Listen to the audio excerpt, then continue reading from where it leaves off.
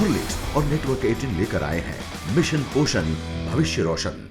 मेरा सवाल बहुत सीधा सा है सुधांशु जी, क्या इस तरह के आयोजनों से, मेरे को बहुत से लोगों ने ये सवाल पूछा ट्विटर पर सुधांशु जी, जो यही लिख रहे हैं कि आज तक राम मंदिर पर नहीं गए, अयोध्या नहीं गए मोदी जी, और अब जो है इफ्तार की बातें की जा रही चुनावी साल में, ना बीजेपी के पास हिंदू आएगा और मुसलमान तो कतई नहीं आ सकता।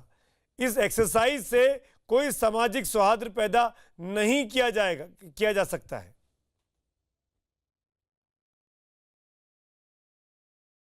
देखिए, एक समस्या ये है कि अपना एक्सक्लूसिव कॉपीराइट समझने वाले लोग आजकल असहज क्यों हैं कि जब प्रणब मुखर्जी जी संघ के कार्यक्रम में जा रहे हैं, राष्ट्रीय मुस्लिम मंच के लोग इफ्तार पार्टी कर रहे हैं, मुस्लिम समाज के लोग राम जन्मभूमि का समर्थन कर रहे हैं, मैंने बताया कि कार सेवक तक बन के जा रहे हैं जी। ये किसी को, बहुत सारे लोगों को हजम नहीं हो रहा है।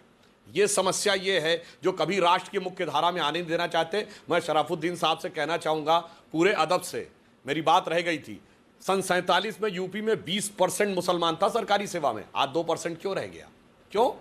आप लोगों ने उनको पढ़ने नहीं दिया। जिस ब्राह्मणवाद की बात करते हैं ना, मुसलमानों के अंदर वो ब्राह्मणवाद था जो चाहता था कि मुल्ला मौलवियों का कंट्रोल बना रहे, ना स्कूल में तालीम मिले, ना कॉलेजेस, ना नौकरी, ना बिजनेस। इसलिए कहना चाहता हूं, ना वो दुनिया के साथ टेक्नोलॉजी से जुड़े, ना दुनिया के साथ एजुकेशन, क्योंकि अगर वहां पर जुड़ जाएंगे तो आपकी नहीं सुनेंगे। अजय गौतम बोलना चाह रहे हैं। सुधांशु जी आपकी बात पे अजय गौतम कुछ पूछना चाह रहे हैं आपसे। मैं और गरीबी में शराफुद्दीन साहब में आऊंगा। सुधांशु जी देश का एक आम नागरिक, एक आम हिंदू होने के नाते मेरे मन में ना बहुत छोटा सा एक सवाल।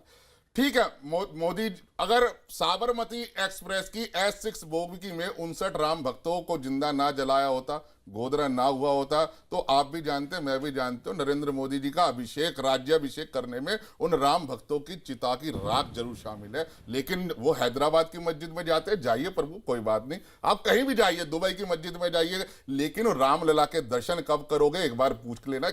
और गंगा नरेंद्र मोदी जी ने कहा था बनारस में, मैं आया नहीं हूं, मुझे मां गंगा ने बुलाया है। और उस वही मां गंगा पिछले 4 साल में अगर सबसे ज्यादा अगर निचले स्तर पर है, जहां 200 मीटर का कम उसका वो पार्ट रह गया है, तो वो 4 साल में बनारस में है, हमारे माननीय प्रधानमंत्री के संसदीय क्षेत्र के अंदर। सर, हिंदू होने के नाते, इस देश का शहरी होने के नाते मेरे मन में पीड़ा है। आप इफ्तार को सपोर्ट करना चाहते हैं, करिए, मुझे कोई दिक्कत नहीं है, आप इफ्तार करिए, इनके लिए माइनॉरिटी मिनिस्ट्री बनाइए जो वाजपेयी साहब ने बनाई थी, फंड दीजिए, कुछ भी करिए, लेकिन मुझे बता दीजिए मेरी मां गंगा के लिए और मेरे रामलला के लिए कब मोदी साहब के पास, कब भाजपा के साथ, कब राष्ट्रीय मुस्लिम मंच के पास और कब आरएसएस के पास में टाइम होगा? मेरे मन की पीड़ा सर, मेरे जैसे हजारों हिंदुओं की पीड़ा, उसका निराकरण कर दीजिए त्रिवेदी जी।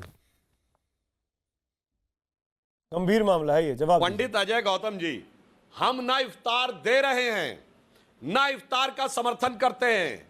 कभी आपने सुना मोदी जी किसी इफ्तार में गए? क्योंकि हमारे लिए इफ्तार कोई राजनीतिक मुद्दा नहीं है, वो मुस्लिम समाज का अंदरूनी मामला है।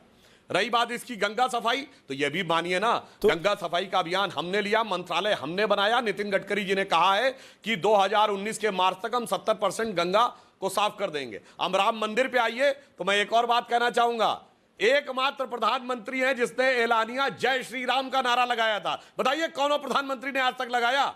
और हम कहते भव्य मंदिर बने, हमारे अध्यक्ष, पूर्व अध्यक्ष, प्रधानमंत्री सब ये कह चुके हैं, कोर्ट में प्रोसीडिंग होगी, मोदी जी जाएंगे राम मंदिर। जिस दिन राम मंदिर बन के भव्य तैयार होगा, भारत के विकास की पताका भी आसमान छूएगी। और सुधांशु जी, अगर ये बातें संतुष्ट होती तो अजय को तो संतुष्ट हो गए होते। राजनीतिक जवाब। सुधांशु जी मेरे एक सवाल का जवाब दीजिए। आप कह रहे हैं कि हम लोग ना इफ्तार करते हैं, ना इफ्तार में जाते हैं, फिर महाराष्ट्र की सरकार आपकी सरकार नहीं है क्या? तो क्या महाराष्ट्र की सरकार का अल्पसंख्यक मंत्रालय भारतीय जनता पार्टी का नेता नहीं चला रहा है क्या?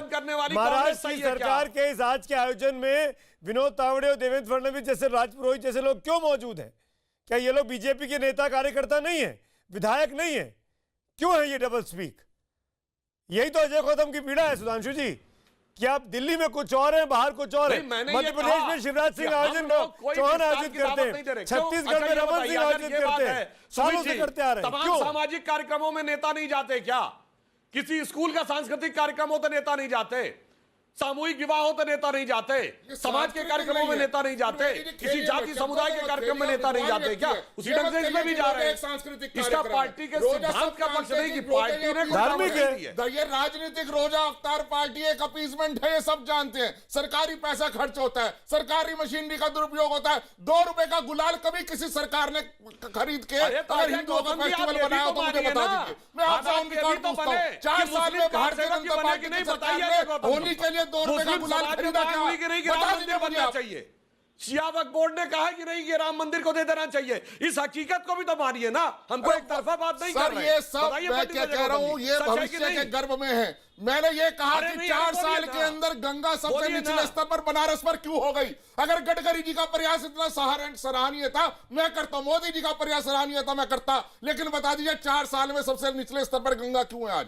इसका जवाब भी तो आपको देना पड़ेगा। नहीं, पहले राम मंदिर पे जवाब दे दीजिए ना गौतम जी, राम मंदिर पे जवाब दीजिए। राम मंदिर में सर, राम मंदिर में मैं भी जाता हूं। राम मंदिर की बात है, उसमें जुडिशियल प्रोसीडिंग में मैं भी जाता हूं, लेकिन वहां हो क्या रहा है आप देखिए। वहां पे हिस्सा राम मंदिर की वकालत कर रहा था, तो बदलाव को भी आप समझने का प्रयास करिए ना। बदलाव को नहीं समझेंगे सर, ये बदलाव नहीं है, ये राजनीति नहीं, ये बदलाव नहीं है। बदलाव आपको लगता है अजय जी, अजय जी तब होगा अजय जी बंद करेंगे। एक मिनट यासिर, अजय जी क्या आपको लगता है कि ये मुसलमानों को खुश करने की कोशिश है? बीजेपी का कांग्रेसीकरण है ये भारतीय जनता पार्टी का कांग्रेस के फुट स्टेप्स को फॉलो कर रहे हैं, सेम टू सेम। और ये जो क्या बीजेपी का कोर वोट बैंक नाराज होगा? बिल्कुल है, बिल्कुल है। अजय गौतम जिस लोग नाराज है। कैराना और गोरखपुर में क्या हुआ? अगर उत्तर प्रदेश में भारतीय जनता पार्टी गोरखपुर की सीट हार सकती ये है तस्वीर है यासिर, तो कोई भी सीट हार सकती है यासिर। ये तस्वीर है, वो पोल में भी दिख रहा है और इनके गुस्से में भी दिखाई दे रहा है। नहीं, लेकिन पंडित अजय गौतम को उन बातों को भी ध्यान रखना चाहिए जो त्रिवेदी जी ने कहा है कि आप उन कार सेवकों का भी ध्यान रखिए जो 300 से ज्यादा के तादाद में अयोध्या में राम मंदिर के फेवर में गए। आज भी राम मंदिर के बनाने के निर्माण में ज्यादा से ज्यादा मुसलमान लखनऊ से लेके अयोध्या तक काम कर रहे हैं। तो आप इस बदलाव को भी तो देखेंगे। क्या आप उन्हें इग्नोर कर देंगे? क्या आप चाहते हैं जिस तरीके से कांग्रेस ने भी राजनीति करी है वही राजनीति आप भी करना चाहते हैं? एक बदलाव की तरफ जब समाज चल रहा है, जब एक पूरा का पूरा समुदाय चल रहा है, ये आप कह सकते हैं, लेकिन आप उस बदलाव को देखिए, समाज के बदलाव को दिखाइए। मैं भी रहता हूँ, आपने देखा है, मैं भी रहता हूँ वहां पे। नहीं, मैं भी रहता हूँ, नहीं रहता हूँ। अब वो कौन लोग हैं जिनका हम हमेशा से उनके कट्टर विरोध में रहे हैं? आप उसको कम से कम सराहिए, आप उसको सराहिए। आपको लगता नहीं कि एक तरफ कुआं एक तरफ खाई है? आपको लगता नहीं कि इस कदम के जरिए एक तरफ कुआं एक तरफ खाई है? एक चीज देखिए कि आप नुकसान होने के चांसेस ज्यादा है। बार लोग ये कह रहे हैं कि ये वोट बैंक की राजनीति है। कब मुस्लिम राष्ट्रीय मंच ने कहा कि हमने किसी पार्टी को समर्थन दे दिया या हम किसी दल के साथ जुड़े हुए? अजय जी, अगर मुसलमानों का दिल जीतने की कोशिश हो रही है तो क्या दिक्कत है भाई? एक बड़ा तबका है मुसलमानों का 30% के आसपास है, आने दीजिए ना। आपको प्रॉब्लम क्यों हो रही है ये बताइए? 4 साल में 2 रुपए आप बताइए कि मुसलमानों की शिक्षा के लिए अगर काम कर रहा है, जो ट्रिपल तलाक की विक्टिम है उनको गैर सरकारी पेंशन योजना हम नहीं करते। 4 साल में हम इफ्तार में एक पैसा भी सरकारी खर्च नहीं करते। हमारे संगठन के अंदर जो पैसा होता है अजय वही हम गौतम लगाते हैं। आप सबका आप एक एक करके शुक्रिया अदा करूंगा सबका।